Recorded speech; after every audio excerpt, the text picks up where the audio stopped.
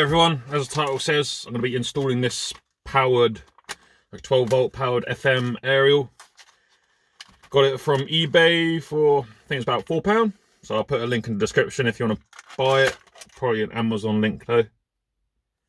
Similar sort of pricing.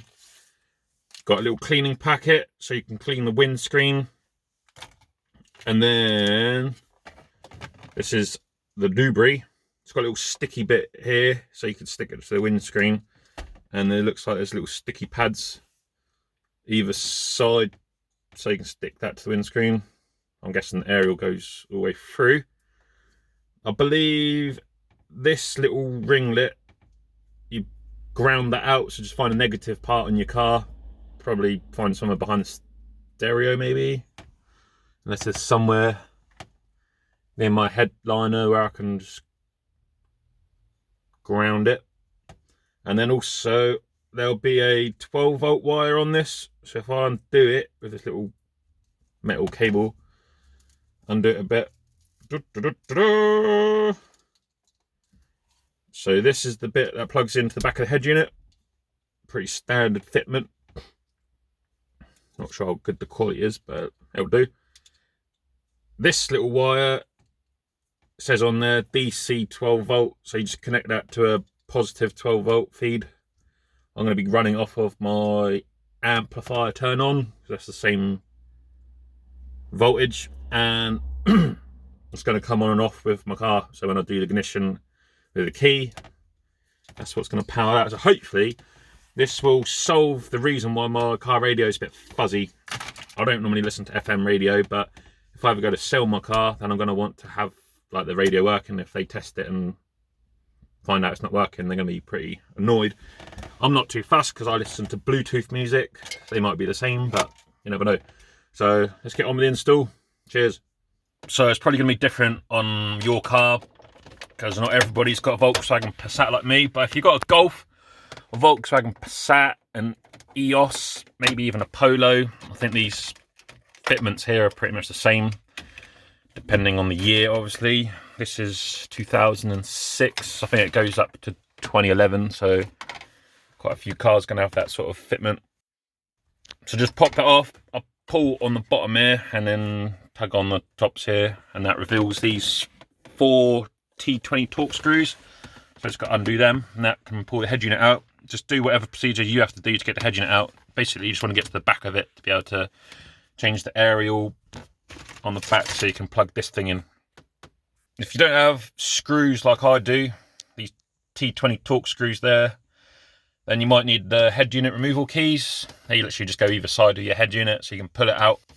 But I'm going to use my trusty pink screwdriver, and I've just got to undo these. So once you've released the head unit, pull it towards you. Be careful with the wires that they don't unclip and then you lose where they go. Normally they're pretty secure though. Just basically pull all the wiring out so there's a bit of slack in there so you can get the unit nice and easy. Don't want to damage anything. Yabba dabba doo. Here's my aerial. Can't really see, but this is the one that I'm going to be changing. So I'm just going to test it at first before I install the whole thing. Be silly to spend ages running all this wire around my car and then to find out that it don't work. So right, install this, give it a little demo, try out whatever you want to do, blah blah blah blah blah. Okay, so I've put this on my dash. I plugged it in. I didn't actually ground it out, and I didn't plug it into 12 volt.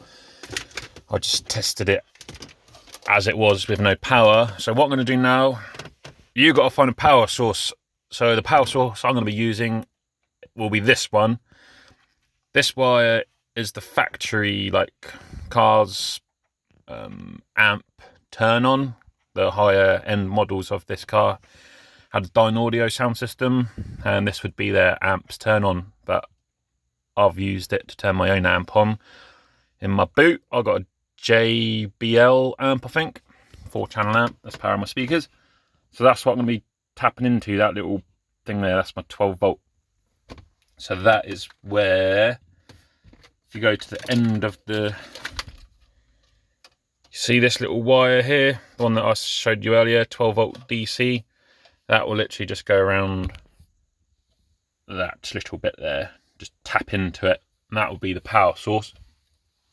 And then bloody blah, once you've ran this long wire all the way around your car and up your windscreen, you want to ground it out.